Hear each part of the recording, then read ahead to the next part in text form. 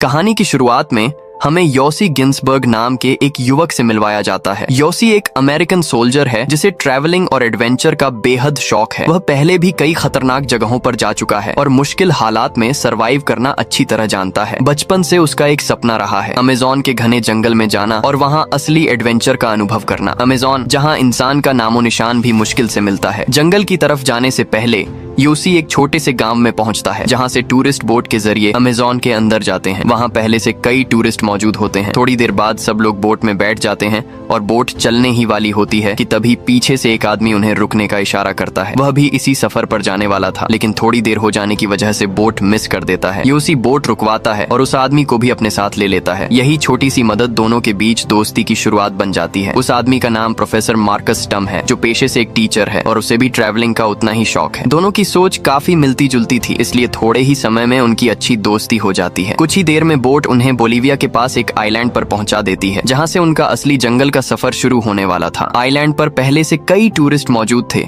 जो जंगल में अपनी छुट्टियां बिताने आए थे। योसी और मार्कस का प्लान था कि वे अमेज़न के जंगल में सरवाइव करते हुए दूसरी तरफ से बाहर निकलेंगे। इसलिए उन्होंने तय किया कि पास के एक छोटे से विलेज में कुछ दिन रुककर तैयारी करेंगे। इसी विलेज में मार्कस का एक दोस्त रहता था, केविन गेल। मार्कस योसी को केविन से मिलवाता है। केविन एक अमेरिकन फोटोग्राफर और एक्सप्लोरर है और वह लगभग पूरा साउथ अमेरिका घूम चुका है। जंगलों में उसका आना जाना लगा रहता है। जल्द ही इन तीनों की अच्छी दोस्ती हो जाती है, क्योंकि तीनों ही एडवेंचर और खतरनाक जगहों को एक्सप्लोर करने के शौकीन थे। अगली सुबह योसी अकेले ही विलेज में घूम रहा था कि तभी पीछे से एक अनजान आदमी उसे नाम लेकर पुकारता है। योसी चौंक जाता है। इस आदमी को उसका नाम कैसे पता? उस आदमी का नाम कार्ल रूपरेचर था। वह योसी से पूछता है, क्या तुम अमेज़न के जंगल में जाना चाहते हो? मुझे पता है तुम वहां जाने के लिए बहुत उत्साहित हो। फिर कार्ल बताता है कि जंगल के गहरे हिस्से में एक इंडियन कबीला रहता है जिसका बाहरी दुनिया से कभी संपर्क नहीं हुआ। उनके बारे में बहुत कम लोग जानते हैं और वह वहां तक पहुंचने में उनकी मदद कर सकता है। कार्ल योसी को आदिवासियों के साथ अपनी एक तस्वीर भी दिखाता है। तस्वीर देखकर योसी को उस पर भरोसा हो जाता है। किसी अनजाने कबीले से मिलने का ख्याल ही उसे रोमांच से भर देता है। उसे जंगली जनजातियों के बारे में जानना हमेशा से पसंद था, मगर वह यह नहीं सोचता कि यह आदमी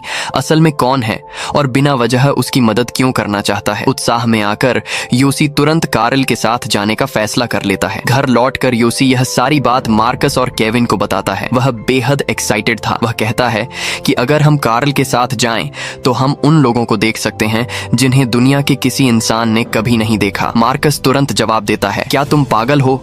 तुम किसी अनजान आदमी पर ऐसे कैसे भरोसा कर सकते हो? अगर उस कबीले को किसी इंसान ने नहीं देखा तो कार्ल वहां क्या कर रहा था? उसने उनके साथ फोटो कैसे खिंचवाई? योसी उन्हें समझाने की कोशिश करता है। वह बताता है कि कार्ल जंगल में सोना ढूंढने जाता है। वहां एक नदी है जिसमें काफी सोना मिलता है। अगर वे वहां गए तो लौटते समय उनके पास भी सोना हो सकता है और वे बहुत अमीर बन सकते हैं।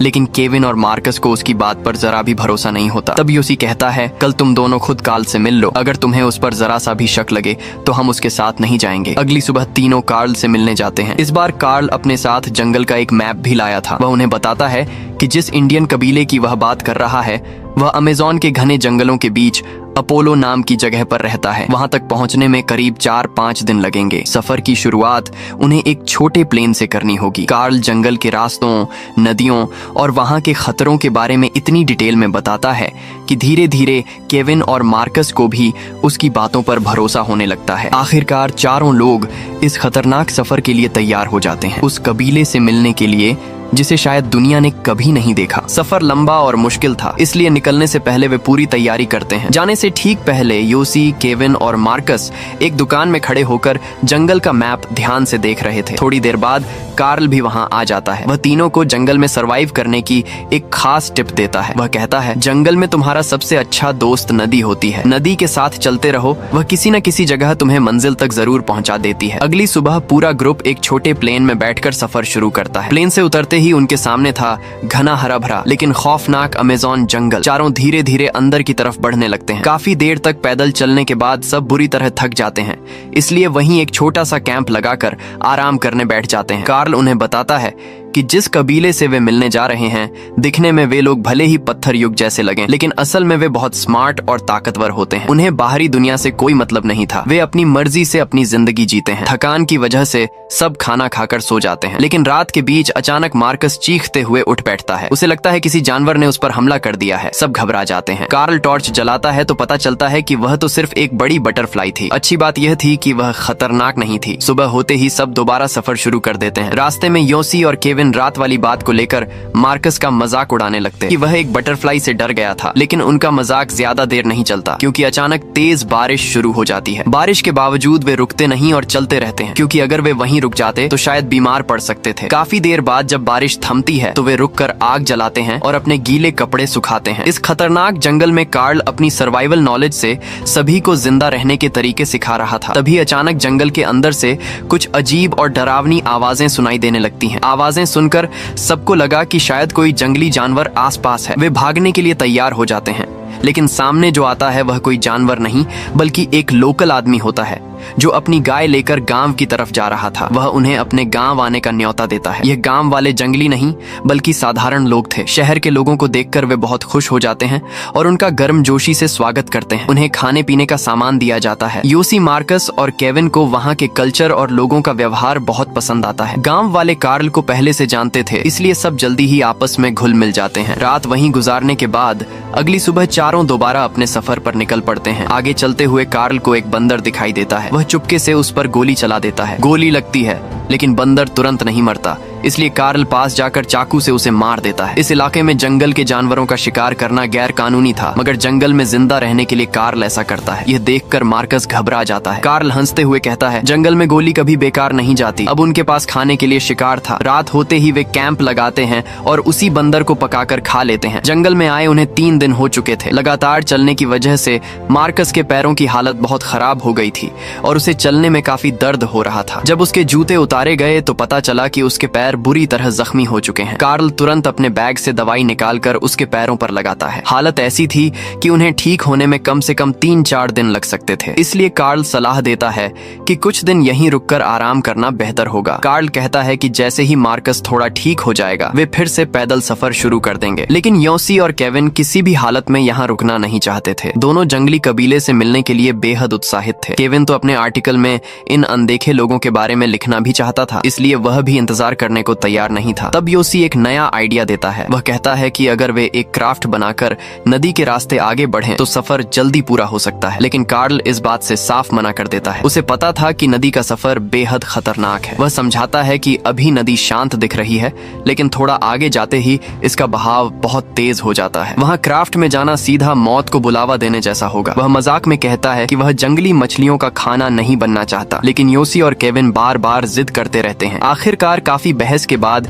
वे नदी के रास्ते जाने के लिए तैयार हो जाते हैं। तीनों जंगल से मजबूत लकड़ियां ढूंढते हैं और मिलकर एक क्राफ्ट तैयार करते हैं। फिर उसी पर बैठकर अपना नया सफर शुरू कर देते हैं। कार्ल अब भी उन्हें आने वाले खतरों के बारे में चेतावनी देता रहता है और रास्ता भी वही दिखा रहा था, क्योंकि जंगल के रास्तों की असली जानकारी उसी को थी। शुरुआत में सबको नदी का सफर मजेदार लग रहा था। वे आराम से बहते हुए आगे बढ़ रहे थे, लेकिन कुछ ही देर में पानी का बहाव तेज होने लगा। कार्ल तुरंत उन्हें चेतावनी देता है कि अगर अभी नदी से बाहर नहीं निकले तो उनकी जान खतरे में पड़ सकती है। मगर योसी और केविन अब भी जिद पर अड़े रहते हैं कि नदी के रास्ते ही आगे बढ़ना चाहिए। अब तक बहुत देर हो चुकी थी। तेज बहाव के कारण क्राफ्ट का संतुलन बिगड़ने लगा। इसी बात पर कार्ल और केविन के बीच बहस भी शुरू हो जाती है। आखिरकार कार्ल जबरदस्ती क्राफ्ट को किनारे की तरफ मोड़ देता है, क्योंकि उसे साफ दिखाई दे रहा था कि आगे हालात और भी खतरनाक होने वाले हैं। किनारे पर पहुंचकर वे लोग कैंप लगा लेते हैं और तय करते हैं कि रात यहीं गुजारी जाएगी। कार्ल उन्हें फिर से चेतावनी देता है कि आगे नदी का बहाव और भी ज्यादा खतरनाक है, इसलिए सुबह होते ही उन्हें जमीन के रास्ते आगे बढ़ना चाहिए। लेकिन योसी और केविन अभी भी मानने को तैयार नहीं थे। कई दिनों से लगातार पैदल चलने की वजह से वे बेहद थक चुके थे और अब उन्हें नदी का सफर ज्यादा आसान लग रहा था। योसी इस बारे में मार्कस से सलाह मांगता है। अब तक मार्कस के पैर काफी हद तक ठीक हो चुके थे। मार्कस सोचकर जवाब देता है कि कार्ल पहले भी कई बार इस जंगल में आ चुका है, उसे यहाँ सरवाइव करना आता है। अगर हमें जिंदा रहना है तो बेहतर होगा कि हम उसी की बात माने। लेकिन योसी और केविन की जिद खत्म नहीं होती। आखिरकार चारों 2 अलग अलग अलग ग्रुप्स में बंट जाते हैं। कार्ल उन्हें जंगल का मैप दिखाता है और तय होता है कि 3 दिन बाद सब लोग जंगल के बीच एक जगह कुरिप्साया पॉइंट पर फिर से मिलेंगे। सुबह होते ही दोनों ग्रुप्स अलग अलग दिशाओं में निकल पड़ते हैं। योसी और केविन नदी के रास्ते आगे बढ़ते हैं, जबकि कार्ल और मार्कस जंगल के रास्ते निकल जाते हैं। शुरुआत में योसी और केविन को नदी का सफर काफी मजेदार लग रहा था। क्राफ्ट आराम से पानी पर तैरती हुई आगे बढ़ रही थी, लेकिन कुछ ही देर में नदी का बहाव अचानक तेज होने लगा। पानी इतनी तेजी से बह रहा था कि क्राफ्ट को संभालना मुश्किल हो गया। तेज धारा उन्हें रास्ते से खींचकर दूसरी दिशा में ले जाने लगी। दोनों घबरा गए। उन्हें समझ नहीं आ रहा था कि खुद को कैसे बचाएं। तभी अचानक एक बड़ा सा पत्थर सामने आ गया और उनकी क्राफ्ट उसी में अटक गई। नदी में मानो तूफान सा उठ रहा था। अब उन्हें तुरंत कुछ करना था, वरना अगले ही पल दोनों अपनी जान गंवा सकते थे। योसी पूरी तरह पैनिक में आ चुका था। योसी की हालत देखकर केविन उसे हिम्मत देता है। वह कहता है, योसी, मैं पानी में कूदकर किसी तरह किनारे तक पहुंचता हूं। वहां से तुम्हारी तरफ रस्सी फेंकूंगा और तुम उसे पकड़कर बाहर आ जाना। लेकिन योसी उसे रोकने की कोशिश करता है, क्योंकि उसे भी पता था कि यहाँ से निकलना बेहद मुश्किल है। फिर भी केविन उसे भरोसा दिलाता है और बिना देर किए नदी में कूद जाता है। तेज बहाव के बीच डूबते उतराते हुए केविन बड़ी मुश्किल से किनारे तक पहुंच जाता है। इस दौरान उसे कई चोटें भी लगती हैं और वह बुरी तरह थक जाता है। किसी तरह संभल कर वह योसी की तरफ रस्सी फेंकने की कोशिश करता है, लेकिन उससे पहले ही तेज धारा उनकी क्राफ्ट को तोड़ देती है। क्राफ्ट के टूटते ही योसी भी पानी के साथ बहता हुआ तेजी से आगे निकल जाता है। योसी को बहते हुए कई चोटें लगती हैं। केविन जोर जोर से उसका नाम पुकारता है, लेकिन अब बहुत देर हो चुकी थी। योसी तेज धारा के साथ बहुत दूर निकल चुका था। उसे यूं जाते देख केविन अंदर से टूट जाता है। वह नदी के किनारे किनारे भागते हुए उसका पीछा करता है, मगर योसी कहीं दिखाई नहीं देता। दूसरी तरफ काफी देर तक बहने के बाद योसी किसी तरह किनारे तक पहुंचने में कामयाब हो जाता है। वह पूरी तरह थक चुका था और बुरी तरह घबराया हुआ था। सबसे खराब बात यह थी कि उसका सारा सामान भी पानी में बह गया था। कुछ देर बाद उसे अपना बैग नदी में बहता हुआ दिखाई देता है। वह दोबारा पानी में उतरता है और किसी तरह बैग को पकड़कर बाहर ले आता है। बैग में थोड़ा बहुत सर्वाइवल सामान अब भी बचा हुआ था। उसमें कुछ पेन किलर दवाइयां भी थीं। दवा लेने के बाद उसकी हालत थोड़ी बेहतर होने लगती है। जब वह थोड़ा संभलता है तो केविन की तलाश में फिर से जंगल के अंदर निकल पड़ता है। योसी जंगल में जोर जोर से आवाजें लगाता हुआ केविन को पुकार रहा था, लेकिन आसपास कोई भी नहीं था। काफी देर तलाश करने के बाद भी केविन का कोई पता नहीं चलता। आखिरकार वह कार्ल का दिया हुआ मैप निकालता है। उसे मैप पढ़ना अच्छी तरह नहीं आता था, फिर भी कार्ल की बताई बातों को याद करके वह दिशा समझने की कोशिश करता है। मैप पर एक पॉइंट तय करके वह उसी दिशा में चलना शुरू कर देता है। पिछले 2 दिनों से योसी ने कुछ भी नहीं खाया था। भूख की वजह से उसकी हालत कमजोर होती जा रही थी। चलते चलते उसकी नजर एक फल के पेड़ पर पड़ती है। वह फल तोड़ने के लिए पेड़ पर चढ़ जाता है, लेकिन वहां छिपा हुआ एक सांप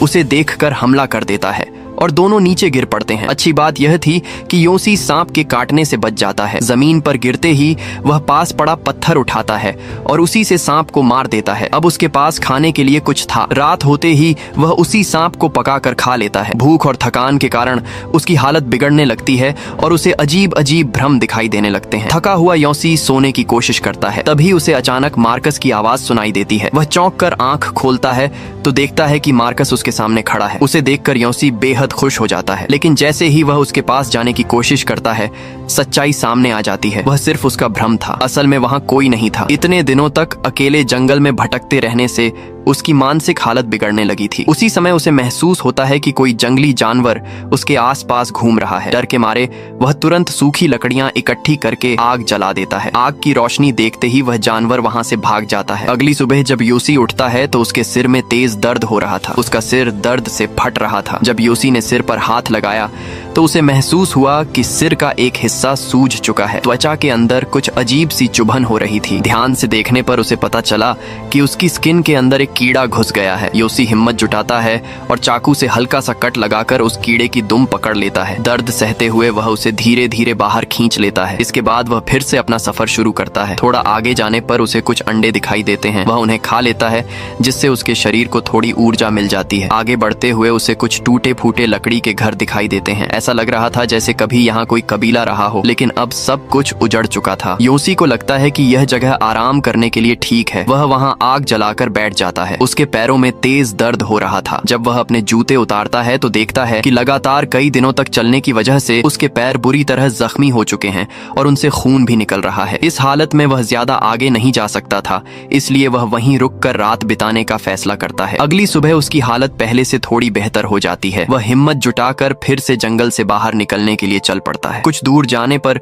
उसे जमीन पर इंसान के पैरों के निशान दिखाई देते हैं। ये देखकर उसके अंदर जिंदा रहने की नई उम्मीद जाग जाती है। उसे लगता है कि शायद यह निशान उसके दोस्त केविन के हों, इसीलिए वह उन पैरों के निशानों का पीछा करने लगता है। सीन कट होता है और हमें केविन दिखाई देता है, जो पिछले कई दिनों से जंगल में जिंदा रहने की जंग लड़ रहा था। उसकी हालत भी बेहद खराब हो चुकी थी, लेकिन किस्मत से कुछ स्थानीय जंगलियों ने केविन को देख लिया। वे उसे बचाकर अपने गांव ले गए। कई दिनों तक उसकी देखभाल की गई और जब उसकी तबीयत थोड़ी ठीक हुई तो वह सीधे पुलिस के पास पहुंचा ताकि योसी को बचाया जा सके। केविन ने अफसरों को पूरी कहानी सुनाई। उसकी बात सुनकर पुलिस ने जंगल में एक प्लेन भेजकर योसी की तलाश करने का फैसला किया। उधर योसी को जंगल में जिंदा रहते हुए अब 14 दिन हो चुके थे। उसकी मानसिक हालत बुरी तरह बिगड़ चुकी थी और ऐसा लग रहा था कि वह उम्मीद लगभग छोड़ चुका है। तभी अचानक उसे आसमान में एक प्लेन की आवाज सुनाई देती है। ये वही प्लेन था जो पुलिस ने उसकी तलाश के लिए भेजा था। योसी पूरी ताकत के साथ एक लाल कपड़ा हवा में लहराने लगता है ताकि प्लेन उसे देख सके। वह जोर जोर से चिल्लाकर मदद मांगता है, लेकिन घने जंगल और ऊंचे ऊंचे पेड़ों की वजह से